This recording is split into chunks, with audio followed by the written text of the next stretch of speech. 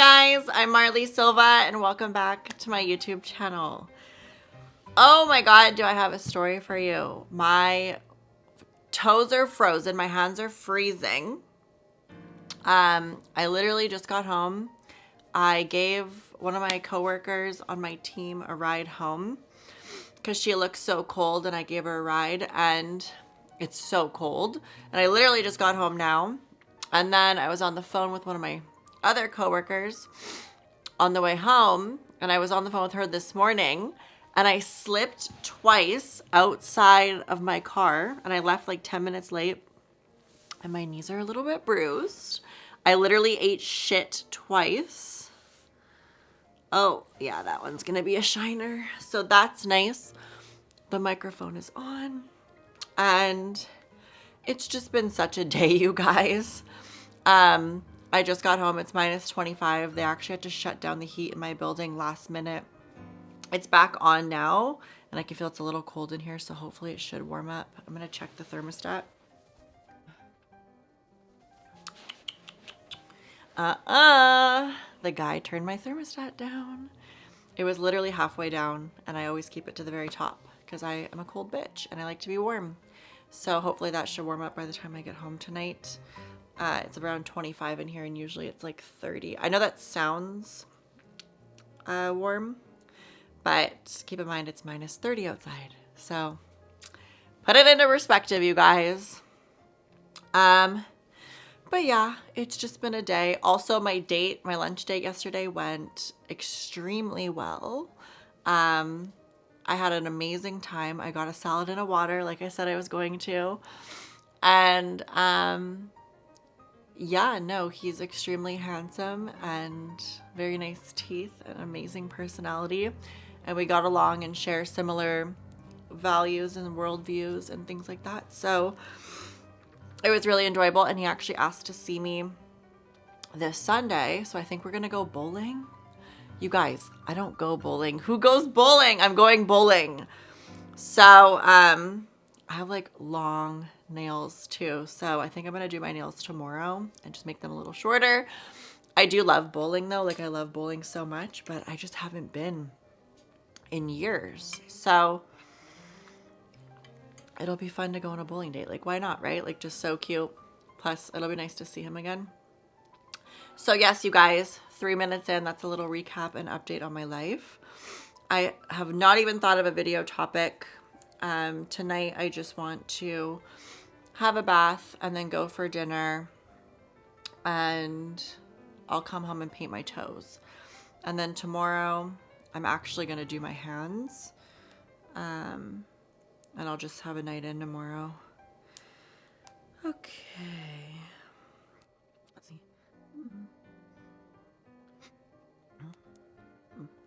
Ooh, I think I want to do this one. The law of detachment. So when I first heard about this on TikTok a long time ago, the law of detachment, my initial thought was like, wow, so toxic. What a toxic mentality, the law of detachment. Like, you're just never emotionally invested, and it's surface level and shallow, and you never break the surface, and like you're just so detached.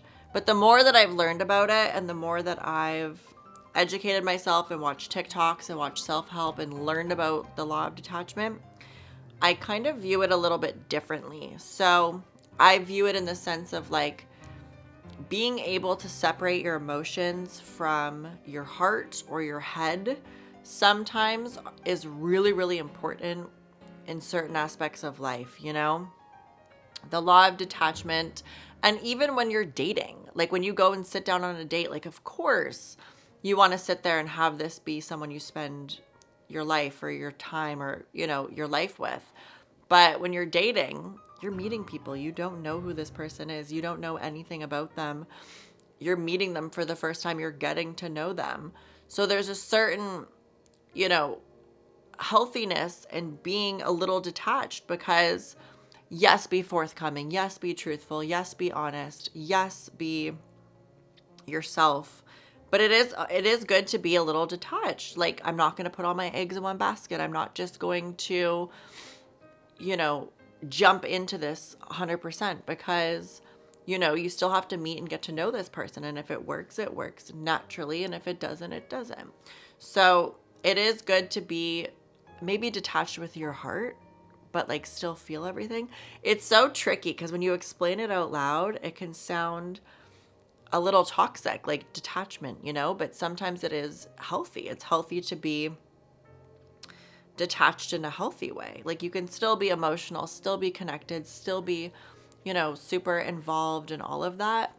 But it's also good to be, you know, aware and put your heart and your head first and be logical.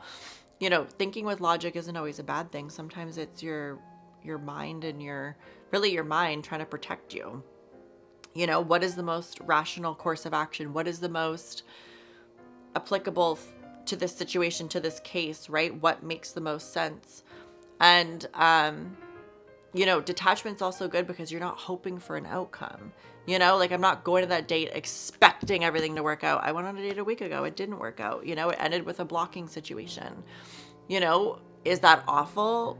Not necessarily. It just depends on case by case basis and the situation. And, you know, being detached in certain aspects is obviously like a coping and self-defense mechanism, but used in the right ways and used in a healthy way can be amazing. Being detached in a healthy way, which sounds so weird saying it, like I don't know why I can't get over it, but being detached in a healthy, logical way can protect you and keep you safe, but also keep you healthy and sane. And that's so important when you have boundaries and standards and, you know, a trajectory for your life. It's important to be detached to a certain level. And like, I was driving home on the phone. I wasn't paying attention at all. Like at work, sometimes I'll be in the midst of work. I'm like not even present, or like filming videos. I'll be talking and I'm like literally watching myself from above, just spit language. So, you know, being detached comes in so many forms and factors. And my principle and my preface is that it's not always a bad thing. It's not always a bad thing to be detached, you know, all with moderation, in a healthy way, of course. You know, when I went through my last breakup, I literally drank and worked out on my bike. That was my coping mechanism. That was my detachment. Was like, I'm not going to face this. I'm not going to do it. I'm not going to deal with this. I'm just going to drink and ride my bike. I lost a shit ton of weight. I had a lot of great times with my brother and my friends, and my family. But, you know, when I stopped drinking as much and actually faced the issue, because you're so detached from that period of time drinking or whatever, you're not facing it, you're not dealing with it head on, you're not feeling your emotions, you're detached, all of that catches up with you. Like I'm still processing all of that in real time. And it's actually nice because now that I'm dating again, I feel in a place where like I'm, for the most part, over it. Like, and it's funny because the guy that I'm talking to, a few Portuguese guys right now, but it's funny because I'm like a magnet to Portuguese men. They just can't fucking stop finding me. But I don't know. It's like almost weird. Like because my ex was Portuguese and because these guys are Portuguese, I almost feel like it's nice because I can enjoy those things, but with a different person. So it's just, I guess it's nice is what I'm trying to say. But yeah, no, being detached to a certain extent is healthy and it's not always a negative. And I want to like get the definition because I do that a lot on my channel. And I think sometimes it's nice to like sit and talk about the definition, because sometimes like it just brings you things that you weren't thinking of. The state of being objective or aloof. So when you think of someone that's aloof, they're never really like around. Let's see if we can get the definition of aloof. Not friendly or forthcoming, cool and distant. Yeah, detached technically would have that definition. Ow, I just pulled my hair. A group of troops. What? Okay, we're gonna do law of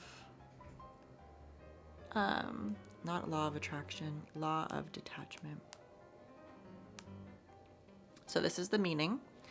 Published in May 31st, 2016, the law of detachment says that we must detach ourselves from the result or outcome in order to allow what we desire to materialize in the physical universe. Ooh, this just opened a whole other can of worms I wasn't even thinking of. See? Definitions, you guys. I'm going to take a thumbnail.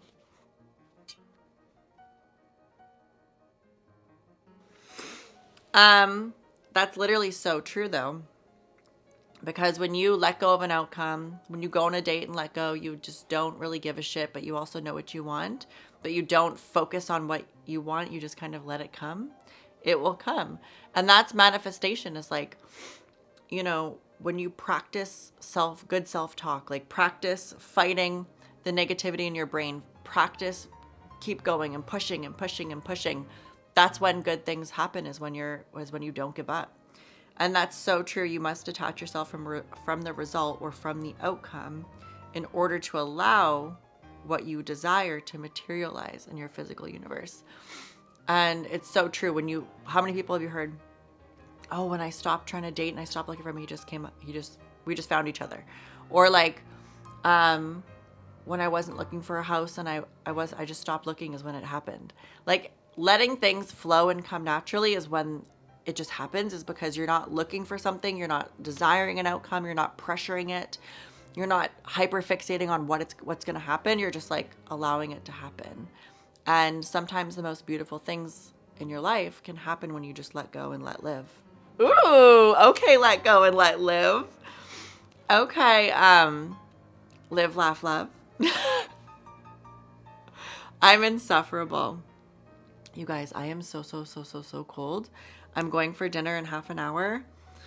And I would like to be able to warm up in the bath. And I have a million people to get back to. So I think I'm going to end the video here. This is January 18th, diary entry number 18.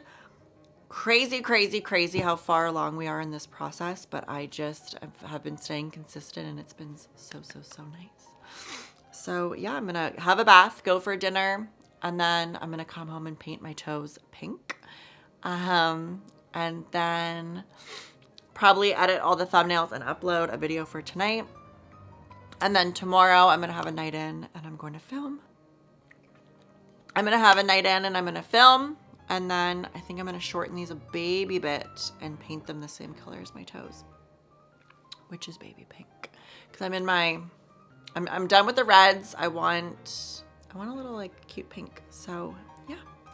But I love you guys so much. Thank you so much for watching this diary entry. I'll see you guys tomorrow for my next entry. Stay warm. Stay woke. No, do not stay woke. Stay aware. And yeah, I love you guys so much. I'll see you tomorrow. Bye.